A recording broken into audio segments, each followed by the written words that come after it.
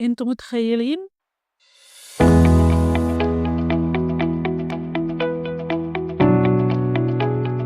ده كان أغرب تحليل جالي في الشغل. السلام عليكم يا أصدقائي، أنا سارة ودي أول حلقة من سلسلة جديدة هنا على قناة قعدة مصطبة اسمها من قلب المعمعة. عاملين إيه؟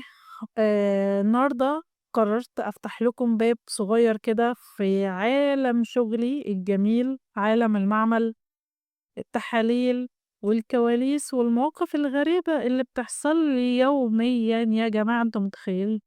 يوميًا لازم تحصل لي قصة غريبة أو موقف غريب يعني باندهش من طريقة تفكير الناس اللي حواليّا. بجد، بجد حابة أشكر كل الناس اللي كلموني على حلقة البنك وشاركوني قصصهم، وانبسطت أوي إن أنتم شاركتوني شوية حاجات، مواقفكم اليومية. بس يا جماعة ما تنسوش تعملوا لايك واشتراك في القناة، يعني انتوا بعتوا لي على شوبيفاي، يا بعد اذنكم خشوا على قناة اليوتيوب اعملوا لايك واشتراك للقناة بتاعتي. اوكي، يلا بينا بقى نبدأ الحلقة. أول موقف أحب أبدأ بيه ده طبعا الموقف ما عمري ما انساه، كان في بداياتي اللي هنتكلم فيها في السلسلة بتاعتنا اللي 12 هي سنة من قلب 13 سنة. المعمل. يوم ما جالي تحليل، عمري ما كنت أتخيّل لا من الناحية العملية أو العلمية أو الطريقة أصلًا اللي اتطلب بيها التحليل ده، ما كنتش أتخيّل إن حد يطلب منّي تحليل بالاسم ده. إيه هو بقى التحليل؟ دخلت طبعًا سيدة فاضلة ومعاها بنتها وشكلهم متوترين جدًا. أنا أمّا باشوف الوِش ده على طول للي ما يعرفش، تحليل مخدرات وِش، أوكي؟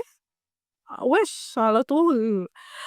أنتم منصدمين، أنا باشوف فعلًا بنات وشباب للأسف، للأسف الشديد بيتعاطوا مخدرات، فده اللي جه في بالي وقتها. طبعًا أنا داخلة هي عليّا متوترة هي وبنتها وبتسأل السِت داخلة عليّا بسؤال مباشر جدًا. يا جماعة الأول هي قابلت الreception وقالت لها: "أنا عايزة الدكتورة." فطلعت: "أيوه يا فندم، في إيه، أقدر أساعدِك إزاي؟" راحت هي سألتني السؤال اللي أفحمني بجد، قالت لي: "هو ينفع نعمل تحليل عشان نعرف إذا كانت بنتي معمول لها عمل والّا لأ؟" اللي هو إيه؟ عايزة أقول لكم اللي جوايا في عقلي اللي هو أنا فاتحة بُقّي ومبرقة لها واللي هو أنتِ بتقولي إيه؟ سكتّ لحظة كده وبعدين قُلت لها بهدوء: "حضرتِك عايزة تعملي إيه؟" راحت قالت لي: "باقول لحضرتِك ينفع أعمل تحليل علشان أعرف بنتي دي معمول لها عمل والّا لأ؟" فاتأكدت اللي أنا سامعاه صح. فقُلت لها: "حضرتِك إحنا معمل تحاليل طبية، مش مركز روحاني." فباقول لها بكل سخرية بصراحة، قالت لي: "ما أنا عارفة، المشكلة إن هي بتأكد لي، بس سمعت إن في تحليل." قالت لي: "ما أنا عارفة، بس سمعت إن في تحليل في الدم بيبين لو في سحر أو مَس أو أي طاقة سلبية." اللي هو يا نهار أبيض بقى على اللي أنتِ بتقوليه بقى، هي مش ناقصة. مش ناقصة بجد. الصراحة ما قدرتش أمسك نفسي، أنا حتى أصلًا باحاول أفتكر الموضوع ده بقى له كتير أوي، فلأ.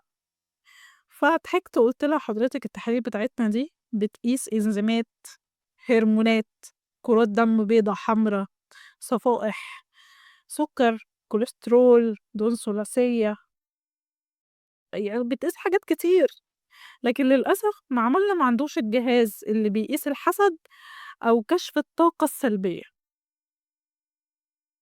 فباضحك، لقيت الأم زعلت شوية، بس حاولت وقتها لمّا لقيت رد فعلها ده، حاولت أشرح لها إن التعب النفسي أو الجسدي أحيانًا ليه أسباب طبية، ومحتاجة فحوصات حقيقية، يعني لازم تروحي لدكتور، لازم تكشفي.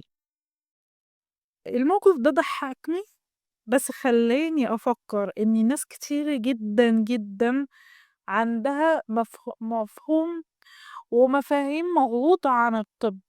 وعن دور المعمل، وكل يوم بييجي لي بقى سؤال بقى من اللي قلبكم يحبه، سؤال أغرب من اللي قبله، بجد والله العظيم. يعني مرة واحدة داخلة عليَّ تقول لي إيه: "هو تحليل الحمل ينفع يتعمل بعد الجواز بساعة؟" بالله عليكِ أنا أرُد عليكِ بإيه؟ واحدة تقول لِك: "أنا شميت دوخة، شميت حاجة ودُخت، ينفع أعمل تحليل غازات؟" أو أنا حلمت حلم غريب، بس باحس والله ساعات الناس دي بتستهبل يعني.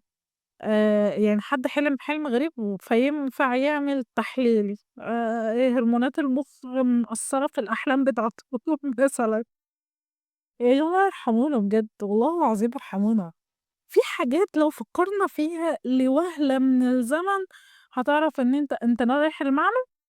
لأ ما ينفعش، أنت رايح الصيدلية؟ لأ ما ينفعش. زي الناس كده اللي مثلًا عندها شكوى معيّنة تنزل الصيدلي تقول له 1، 2، 3 وللأسف، للأسف في صيدليين كتير أو صيادلة كتير أوي مستغلين الوضع اللي إحنا فيه، فيكتب له أي دوا وفعلًا يجيب معاه نتيجة لإن هو بيبقى مُسكِّن. م ما مش بيحل أزمة إلا من رحم ربي من الصيادلة. أوكي. كل سؤال منهم حرفيًا، يعني اللي بتقول لك ينفع الحمل يتعمل بعد الجواز بساعة، أنا شميت الدوخة فهاعمل غازات، لَخ بقى حاجات كتير أوي.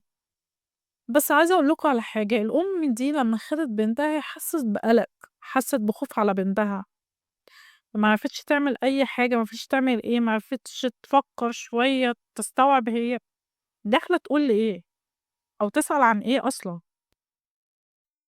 كل سؤال دخّلني بشخص المعمل كان عنده وراه حكاية، مش دايمًا الموضوع بيكون سطحي زي ما إحنا فاهمين أو زي ما بيبان، لأ، كل سؤال وكل موضوع وراه قصة كبيرة وطويلة، ممكن تكون مؤلمة، ممكن تكون مرهقة للشخص وحابب إنه يتكلم مع حد أو يمكن تقول له أنت معلومة تفيده، وللأسف، للأسف، للأسف إحنا في زمن في بُخل شديد إن نفيد بعض بمعلومة. يعني أقول لكم على إيه، يعني حاجة حصلت قدّامي حرفيًا كان في شخصية أعرفها دخلت تسأل مستشفى عشان عايزة تعمل علاج على نفقة الدولة، هي لا تتحمّل إن هي تتحمّل التكلفة ال العلاج لإنه غالي، فبتسأل شخصية بتجيب أو بتصرف من الصيدلية على نفقة الدولة، وهي سمعت الصيدلي بيقول لها: "يا فندم اتفضلي القرار بتاع نفقة الدولة بتاعِك وهاصرف لِك العلاج." فطبعًا الشخصية اللي أنا أعرفها سمعت الجملة دي، فبتسأل الست دي بتقول لها: ممكن تقولي لي أنتِ مشيتِ إزاي في إجراءات العلاج على نفقة الدولة؟" الست بكل بساطة قالت لها: "ما أعرفش، ما أعرفش يعني إيه على نفقة الدولة." يا ستّي يهديكِ يرضيكِ أنتِ ما الصيدلي بيقول لِك اتفضلي القرار، لأ مش فاكرة.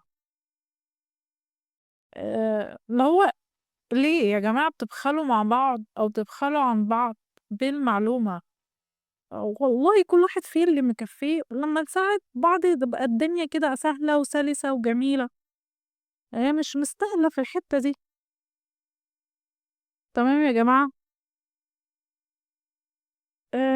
بس كده ده كان الموقف اللي حصل لي وحبيت أشاركه معاكم. الرسالة بقى من الحلقة دي، مش كل حاجة بنحس بيها ليها تحليل، ومش كل تحليل هيجاوب لك على سؤال في خيالك، بس دايمًا في طريق علمي نبدأ بيه. لو حاسس بتعب روح لدكتور، أو اسأل عن التحليل المناسبة، وابدأ من أول خطوة صح. لو عندك سؤال غريب أو موقف أغرب من ده حصل معاك في معمل أو لو أنت كنت زميل يعني، أو موقف حصل معاك في مقر شغلك، اكتبوا لي في التعليقات يمكن نعمل حلقة مخصوص عن ده. ودي كانت أول قعدة من قعدة المعمل. ما تنسوش تدعموني بلايك واشتراك للقناة وتشيروا الحلقة مع حد بتحبوه وعنده قصص غريبة. أشوفكم في حلقة جاية إن شاء الله. سلام مؤقت من المعمل. أنا سارة. سلام.